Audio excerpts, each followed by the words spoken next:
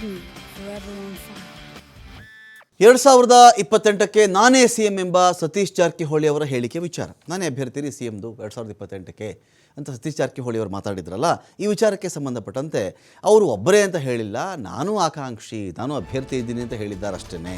ಇದರಲ್ಲಿ ಯಾವ ತಪ್ಪು ಇಲ್ಲ, ತಪ್ಪು ಹುಡುಕುವಂಥದ್ದೇನೂ ಇಲ್ಲ ಇದರಲ್ಲಿ ಅಂತ ಹೇಳಿ ಮಾಜಿ ಸಂಸದ ಡಿ.ಕೆ. ಸುರೇಶ್ ಹೇಳಿದ್ದಾರೆ. ನಾನೊಬ್ಬ ಕ್ಯಾಂಡಿಡೇಟ್ ಅಂತ ಹೇಳಿದ್ದಾರೆ ಅವರು, ನಾನೇ ಆಗಿಬಿಡ್ತೀನಿ ಅಂತ ಹೇಳಿಲ್ಲ. ಏನು ತಪ್ಪಿದೆ ಇದರಲ್ಲಿ ಆಸೆ ಪಟ್ಟರೆ? 140 ಶಾಸಕರು ಈ ಸರ್ಕಾರವನ್ನು ಅಧಿಕಾರಕ್ಕೆ ತಂದಿದ್ದಾರೆ.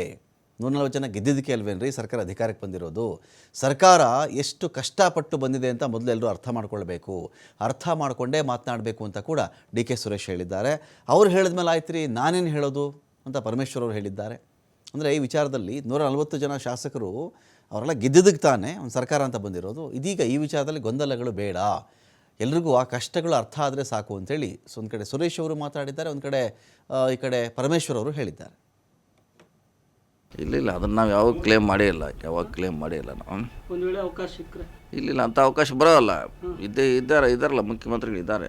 ಸೊ ಅವ್ರ ಮುಂದೆ ಇಲ್ಲ ಸಿಗು ಪ್ರಶ್ನೆ ಬರೋದಿಲ್ಲ ಅದು ಈ ಅವಧಿಗೆ ಬರೋಲ್ಲ. ನಾವು ಮುಂದಿನ ಅವಧಿ ಅಂತ ಹೇಳಿದ್ವಿ, ನೋಡೋಣ ಕಾದು. 28ರಿಗೆ ನಾವು ಟ್ರೈ ಮಾಡ್ತೀವಿ ಅಂತ ಹೇಳಿದ್ದೀವಿ. ಈ ಅವಧಿಗೆ ನಮ್ಮ ಪ್ರಶ್ನೆ ಇಲ್ಲ. ಅವರು ನಾಯಕರಿದ್ದಾರೆ, ಒಂದು ಸಮುದಾಯದ ಮುಖಂಡರು. ಸೊ ಅವರು ಕೂಡ ಒಂದಷ್ಟು ಆಸೆ ಆಕಾಂಕ್ಷೆಗಳನ್ನು, ರಾಜಕಾರಣದಲ್ಲಿರ್ತಕ್ಕಂಥವರೆಲ್ಲರೂ ಕೂಡ ಒಂದಷ್ಟು ಆಸೆ ಆಕಾಂಕ್ಷೆಗಳನ್ನು ಇಟ್ಕೊಂಡಿರ್ತಾರೆ. ಅವರೊಬ್ಬರೇ ಮುಖ್ಯಮಂತ್ರಿ ಆಗಬೇಕು ಅನ್ನೋ ಆಸೆ ಇರ್ತಕ್ಕಂಥವರೆಲ್ಲ ಸಾಕಷ್ಟು ಜನ ಇದ್ದಾರೆ. ಸೊ ಹಾಗಾಗಿ ತಪ್ಪಿಲ್ಲ, ತಪ್ಪು ಅಂತ ಹೇಳಲಿಕ್ಕಾಗುತ್ತೆ. ಅಧಿಕಾರಕ್ಕೆ ತರಬೇಕಾದಂಥ ಜವಾಬ್ದಾರಿ 140 ಜನ ಶಾಸಕರ ಮೇಲಿದೆ. ಅದು ಎಷ್ಟು ಕಷ್ಟಪಟ್ಟು ಅಧಿಕಾರಕ್ಕೆ ಬಂದಿದೆ ಅನ್ನೋದನ್ನು ಅರ್ಥ ಮಾಡಿಕೊಂಡು ಪ್ರತಿಯೊಬ್ಬರು ಕೂಡ ಎಚ್ಚರಿಕೆಯ ನಡೆಯನ್ನ ಇಡಬೇಕಾಗ್ತದೆ. ಈಗ ಸಿಎಂ ವಿಚಾರ ಮತ್ತೊಮ್ಮೆ ಚರ್ಚೆಗೆ ಬಂದಿರುವಂತಹದ್ದು, ಮುಂದಿನ ಸಿಎಂ ಆಕಾಂಕ್ಷಿ ನಾನು ಕೂಡ ಹೌದು ಅನ್ನುವಂತಹ ಬಹಿರಂಗ ಹೇಳಿಕೆಯನ್ನ ಸತೀಶ್ ಜಾರಕಿಹೊಳಿ